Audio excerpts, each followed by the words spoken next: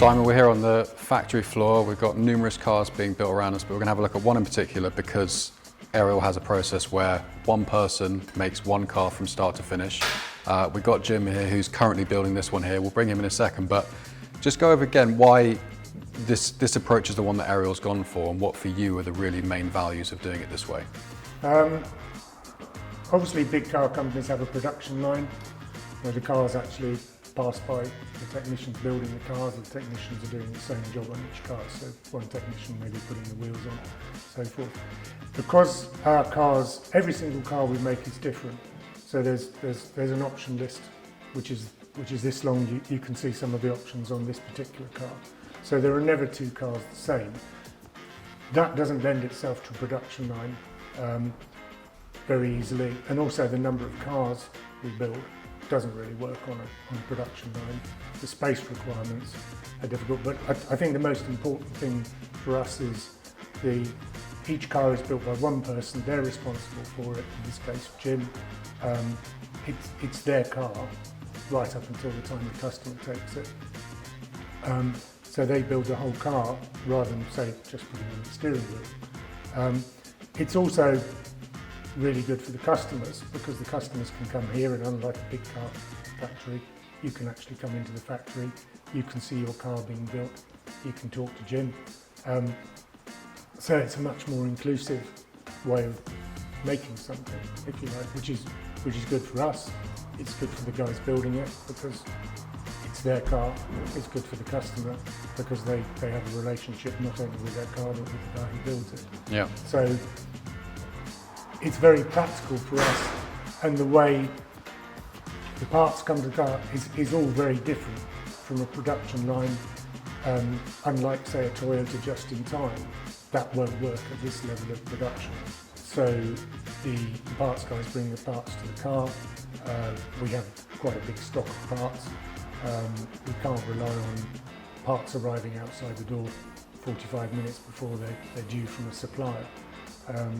So actually everything works to make this the most efficient way to build a car.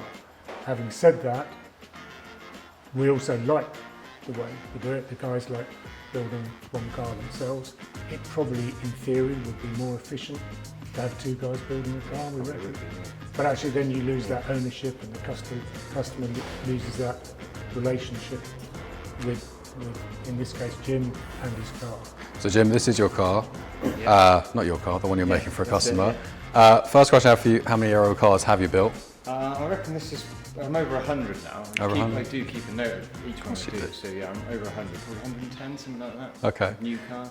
So we've heard the perspective from Simon of business owner, leadership position, but from your perspective, why does this work as the right way to be building cars for Ariel?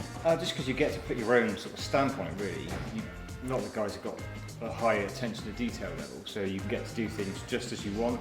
Whereas if you have like a team of people doing it, you can't really control what that other person's doing. So at the end of the day, it's sort of down to the person screwing the nuts and bolts together. So. And then when customers come in, because they can come in and see their car being built midway through, what's that like for you? It's quite good actually. I've had a couple of guys that actually want to come down and spend the day and actually help you put the car together. So yeah, it's good. And some of them give a camera so you can take photos of them doing stuff and that. Okay. We have had people who want to actually be involved in the build of their cars, and we say you can come and help screw things on. Once you've gone, we'll take them all off and we'll do it again ourselves. But and also we've had customers here, you know, and we've had to literally say, I'm sorry, we're closing now, we've got to go home. We have sometimes. We had one chap, didn't you, want to spend the whole build down there, put the whole car together, but we had to kind of say it's not really going to work. We've still got to be doing our job. That's it, So you do a car from A to Z. You see it from just I guess the chassis, the first thing that gets laid down, right the way through to you personally signing it off. Yeah. And then your nameplate goes on this, so when they're driving around, they've got your name on that. That must be quite special. Yeah, it's quite good. Yeah, because obviously you get like a relationship with them. So if they keep the car for a while, they always make a point of coming back, saying hello, telling you how the car's getting on, and yeah, it's quite good. You get into that sort of good relationship with the customer too. And then hopefully, if they do ever buy another Ariel, they want you to make it if everything's gone right. We've had a couple of people do that, ask for the same person build the second car. Yeah. It's quite a nice accolade, isn't it? Okay. And Simon, as you go through the planned business growth that you want to get that optimum capacity, you're confident that this approach still works within that slightly bigger scale, and you can Yeah, still keep that absolutely. artisan feel to it. I mean, there are, you know, as we were talking about earlier on, we're looking at alternative power vehicles, we're looking at electric vehicles. There are some question marks over there because some of the components of an electric vehicle are exceedingly heavy, like the battery pack. So we're not going to slavishly follow doing things the way we do them if it's not the best way to do them. And you know, the best way is not necessarily, as we talked about, is not necessarily the most efficient way. The best way is a much broader category than that. But it certainly works for us. You know, the proof is there in all the cars and the guys building the cars. So we don't want to lose what we've got and suddenly turn into a completely different animal. Yeah. And Jim, from your own personal skill acquiring perspective, you enjoy being able to do everything rather than being a specialist in, I don't know, fitting a gearbox or doing the wiring.